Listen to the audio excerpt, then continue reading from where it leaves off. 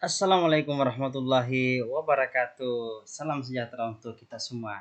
Hari ini kita akan sharing lagi beberapa contoh soal berkaitan dengan teknologi informasi dan komunikasi dalam pembelajaran. Ini merupakan materi tes untuk P3K. Oke, langsung saja nomor 1. Pada saat mempersiapkan pembelajaran, seorang guru dapat menyusun strategi pembelajaran dan menentukan media yang akan digunakan dalam pembelajaran tersebut. Kemampuan dasar yang harus dimiliki seorang pendidik terkait dengan keterampilan memilih media pembelajaran adalah, nah, ketika Bapak Ibu guru sebelum memilih media pembelajaran, yang pertama kali harus dilihat adalah karakteristik dari media pembelajaran tersebut. Nah, termasuk dalam hal ini adalah bentuk medianya seperti apa, cara membuatnya seperti apa, dan penggunaannya seperti apa. Ya, jadi ini yang pertama kali harus dilihat. Jadi jawabannya adalah B. Jangan sampai Bapak Ibu ingin membuat sebuah media tetapi tidak tahu karakter media tersebut, cara menggunakan seperti apa, cara pembuatannya seperti apa, ya. Nah, kemudian Nah, sebentar. Sebelum kita lanjut, kita akan bahas nomor satu lagi. Nah, apakah dengan memahami karakteristik media tersebut itu sudah cukup? Belum. Kita harus lihat dulu bagaimana karakteristik siswa kita. Apakah cocok dengan media tersebut? Jangan menggunakan media yang susah digunakan oleh siswa atau tidak tepat. Misalnya, Bapak Ibu mau mengajarkan anak SD tentang misalnya pengamatan fenomena-fenomena alam tertentu, misalnya IPA nih. Tapi Bapak Ibu menggunakan misalnya lab virtual atau virtual lab. Nah, itu sangat tidak cocok. Tidak nyampe, ya, tidak nyampe batas ininya. Kemudian kita juga harus lihat bagaimana kemampuan sekolah. Dalam hal ini adalah kira-kira media kita itu bisa tidak digunakan di sekolah. Contoh misalnya, Bapak Ibu membuat sebuah slide PowerPoint, tetapi di sekolah Bapak Ibu tidak punya proyektor. Nah, itu tidak bisa juga. Nah, kemudian tentu saja kita harus sesuaikan dengan materi pembelajaran. Kalau materi pembelajarannya ya hanya sebatas ingatan, nah mungkin bisa menggunakan media-media tertentu. Tetapi kalau misalnya dia lebih ke penyelidikan, misalnya di pembelajaran IPA, lebih ke pengamatan atau eksperimen, maka medianya berbeda lagi, misalnya menggunakan virtual lab dan lain sebagainya. Jadi jawabannya adalah B. Jadi ini yang pertama kali harus dilihat, karakteristik dari media yang ingin kita buat. Nomor 2, pada saat mempersiapkan pembelajaran, seorang guru harus dapat menentukan jenis media yang tepat sesuai dengan materi. Dilihat dari kemampuan jangkauannya, media dapat dibagi ke dalam. Nah, dari soal ini coba lihat kata kuncinya. Dari segi kemampuannya. Nah, pembagian media itu seperti apa? Nah, media yang memiliki daya liput yang luas dan media memiliki daya liput terbatas. Jadi, karena ini jangkauan berarti berkaitan dengan daya liput, ya, daya liputnya. Maksudnya daya liput di sini adalah dijangkau secara luas dan dijangkau secara terbatas. Nah, jelas ya jawabannya adalah A. Kita lanjut nomor 3. Media yang cocok untuk menggambarkan bagian dalam bumi adalah, nah kita ingin menunjukkan gimana sih lapisan bumi dari yang paling dari permukaan bumi sampai ke inti. Nah ini kan misalnya di bagian-bagian dalam bumi itu kan tidak pernah dieksplor ya. Jadi ini hanya bisa diperkirakan saja seperti ini bentuknya seperti ini. Nah sesuatu yang tidak pernah dieksplor, tidak ada gambar nyatanya, biasanya dibuat dalam bentuk simulasi atau video simulasi. Nah, seperti itu ya. Dengan video simulasi itu akan lebih menarik dan lebih interaktif gitu ya. Kalau pakai audio kan audio ya akan mengambang. Jadi kalau misalnya disebutkan, oh di kedalaman sekian itu terdapat misalnya seperti ini, terdapat misalnya batu-batuan seperti ini. Nah, kalau hanya audio itu tidak akan kelihatan, tidak menarik. Siswa akan menghayal seperti apa ya. Jadi ini bahaya. Jadi yang paling cocok adalah simulasi. Nah, potongan artikel di media cetak ini tidak cocok. Kumpulan gambar dari berbagai sumber, ya ini gimana caranya ambil gambarnya ya, kan bagian dalam bumi. Kemudian berita perkiraan cuaca ya sangat tidak relevan. Jadi jawaban yang benar adalah video simulasi. Lanjut nomor 4. Di ruangan media tersedia berbagai macam media yang sudah berdebu dan agak usang. Sebagai seorang pendidik yang kreatif, sebaiknya dapat memanfaatkan media dan memilih media mana yang akan digunakan. Media memiliki beberapa pertimbangan dalam hal ini. Pertimbangan dalam memilih media pembelajaran harus diperhatikan adalah, nah, apa sih pertimbangan dalam memilih media? Nah, ada beberapa hal yang ketika kita ingin menentukan media yang kita gunakan seperti apa. Oh ya, teman-teman sekalian, sekali lagi jangan menganggap bahwa media itu hanya berkaitan dengan TIK ya. Ya, jadi media itu bisa saja alat atau peralatan yang memudahkan guru atau siswa dalam proses pembelajaran. Itu juga masuk dalam media. Nah, ketika kita memilih media, yang harus kita perhatikan adalah tujuannya seperti apa, sasarannya siapa, karakteristik media itu seperti apa, waktu pengoperasiannya bagaimana, biayanya berapa, ketersediaannya, konteks penggunaan, dan mutu teknis. Jadi ini ya hal-hal yang harus diperhatikan ketika kita ingin memilih media. Jadi jelas ya jawabannya adalah A. Lanjut nomor 5. Seorang guru harus mampu memanfaatkan media pembelajaran dan sumber belajar untuk mencapai tujuan pembelajaran utuh. Pernyataan berikut yang benar terkait dengan media pembelajaran adalah, nah, apa saja? Media pembelajaran yang paling baik adalah media berbasis teknologi informasi dan komunikasi. Belum tentu, ya belum tentu. Karena bisa saja media pembelajaran yang berupa alat peraga itu bisa saja lebih bagus. Tergantung karakteristik siswa, tergantung materinya seperti apa. Jadi tidak semuanya harus dengan TIK. Nah, jadi A kurang tepat. Sebuah media dapat digunakan untuk semua kegiatan pembelajaran. Tidak, belum tentu. Pembelajaran berbasis eksperimen dengan pembelajaran misalnya sosial atau bahasa itu pasti beda medianya ya, pasti beda medianya. Jadi B kurang tepat. Media dapat digunakan sebagai pembawa pesan dalam suatu kegiatan pembelajaran. Sangat benar. Jadi media itu adalah alat bantu memudahkan kita dalam pembelajaran. Kita dalam hal ini siswa dan guru. Dengan media itu kita bisa mengeksplor lebih mudah pembelajaran, mengeksplor lebih mudah materi-materi. Ya, jadi C nampaknya benar. Nah, kita lihat di D. Memilih media tidak perlu banyak pertimbangan agar tidak merepotkan. Salah. Jadi kita sudah sebutkan apa-apa saja sih tadi pertimbangannya seperti apa ketika kita memilih media. Jadi D itu kurang tepat. Kemudian media pembelajaran dapat diterapkan pada semua siswa. Tidak bisa juga ya. Ketika kita mengajar di kelas, misalnya di pedesaan yang tidak pernah mengakses HP, tidak tahu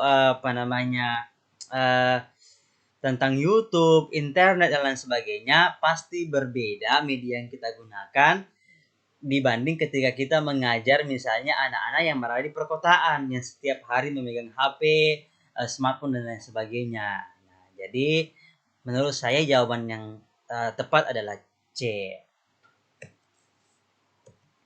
Nah, nomor 6. Setiap materi pembelajaran memiliki tingkat kesukaran yang bervariasi. Untuk memudahkan peserta didik memahami materi yang memiliki tingkat kesukaran tinggi, guru sering memanfaatkan media pembelajaran.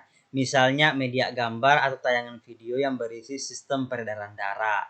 Fungsi media pada pernyataan tersebut adalah, nah coba kita lihat nih teman-teman, di sini ada kata kunci, misalnya video berisi sistem peredaran darah. Nah, peredaran darah itu seperti apa? Ini kan sesuatu yang tidak pernah kita lihat, ya, tidak pernah kita lihat. Kan tidak mungkin misalnya seorang guru, oh anak-anak, dia akan mengelupas kulitnya kemudian memperlihatkan sistem peredaran darahnya, membuka badannya, itu tidak mungkin. Nah, jadi yang seperti ini adalah bagaimana sesuatu yang tidak pernah dilihat atau abstrak bisa dikonkretkan. Jadi jawabannya adalah B. Ya. Apalagi misalnya di fisika. Misalnya di fisika itu kita mau memperlihatkan ke siswa bagaimana listrik atau elektron itu berpindah. Nah, itu. Jadi konsep yang abstrak itu dibuat konkret. Nah, seperti itu. Jadi jawabannya adalah B. Nah, oke, kita lihat beberapa pilihan jawaban. Misalnya A, menampilkan objek yang terlalu besar. Ini peredaran darah itu tidak besar, ya. Ya, tidak besar. Jadi kalau untuk menentukan objek yang terlalu besar, misalnya negara tertentu, ditampilkan petanya seperti apa, atau misalnya sungai, arah sungai, kemudian bentuk sungai seperti apa. Nah, itu masuk di bagian A. Kita lihat bagian C, menampilkan objek yang tidak dapat diamati dengan mata telanjang. Nah, yang ini nih biasanya misalnya pembelajaran tentang virus, misalnya ya. Misalnya virus tidak bisa diamati, kita gunakan misalnya mikroskop, atau bakteri dan lain sebagainya, kita pakai mikroskop. Kita lihat deh, membawa objek yang berbahaya atau sukar didapat di dalam lingkungan belajar. Nah, bukan ya. Objek-objek yang berbahaya itu misalnya binatang-binatang, misalnya ular dan lain sebagainya. Kan tidak mungkin kita bawa ular berbisa, atau misalnya harimau ke dalam kelas. Nah, seperti itu kalau di bagian D. Jadi untuk peredaran darah, B, sesuatu yang abstrak. Abstrak itu teman-teman hati-hati. Abstrak itu bukan berarti tidak ada. Abstrak itu ada, tapi tidak bisa dilihat. Ya. Apa bedanya dengan ini nih, yang bagian C? Kalau bagian C itu tidak bisa dilihat dengan mata telanjang, harus butuh peralatan. Kalau bagian B tidak bisa dilihat dan tidak bisa menggunakan peralatan. Jelas ya? Jadi jawabannya adalah B. Lanjut, nomor 7. Media memiliki fungsi dan manfaat bagi pembelajaran. Hal ini dirasakan juga oleh guru dalam membantu pembelajaran menjadi lebih efisien dan efektif. Misalnya saat guru ingin menjelaskan suatu konsep atau objek yang luas dan besar, dia tinggal menggunakan media saja. Berikut ini adalah salah satu fungsi dari media pembelajaran sesuai kondisi tersebut. Nah, apa sih kondisinya? Kondisinya tadi disebutkan, konsep atau objek yang luas dan besar. Nah, ini kita mau terangkan dengan menggunakan media. Berarti dalam hal ini fungsi media itu seperti apa? Oke.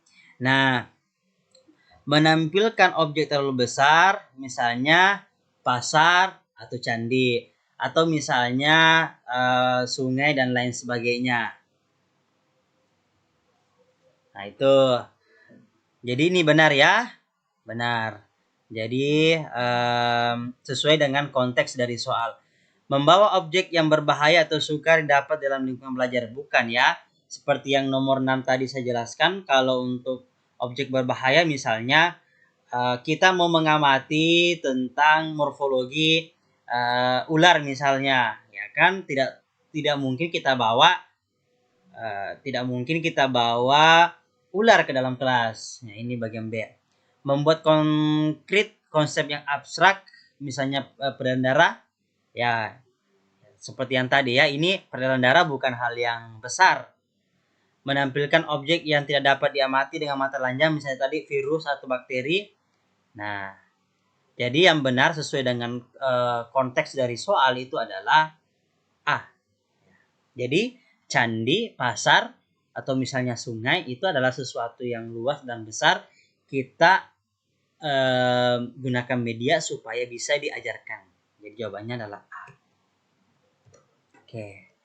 Nomor 8. Seorang guru ingin membuka situs Google untuk menuliskan catatan, ide, atau refleksi yang bersifat pribadi atau untuk dibagikan secara umum.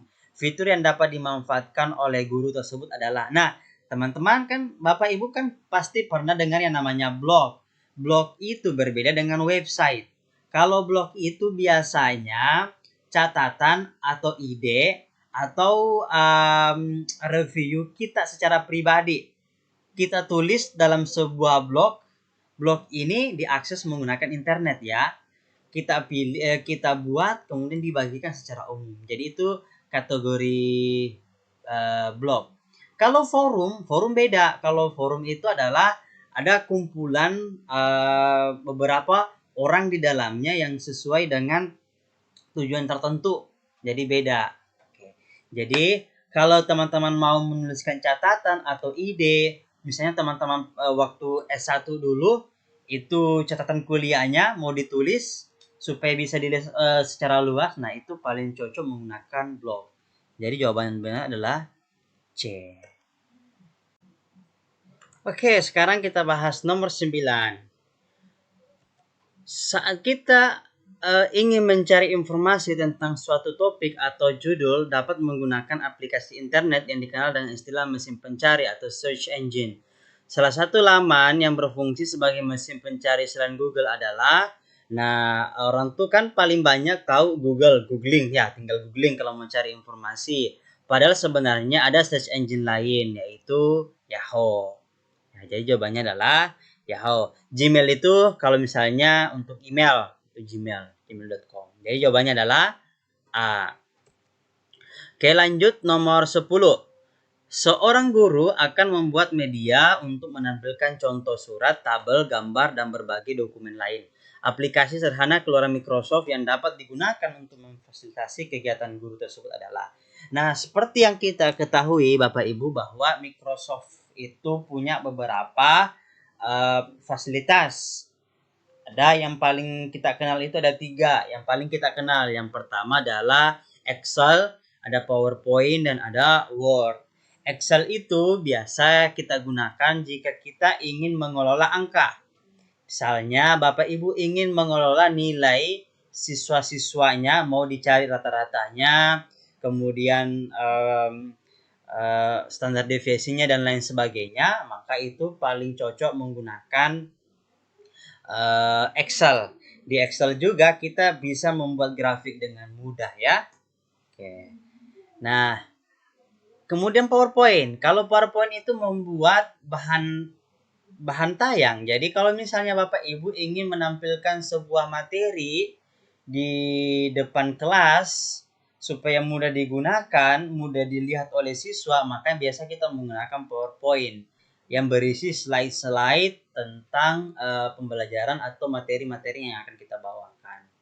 Nah, kalau Word itu biasa lebih ke penggunaan yang berkaitan dengan kata-kata, misalnya ingin membuat surat, membuat tabel, kemudian mensisipkan gambar, dan lain sebagainya, itu kita gunakan Word.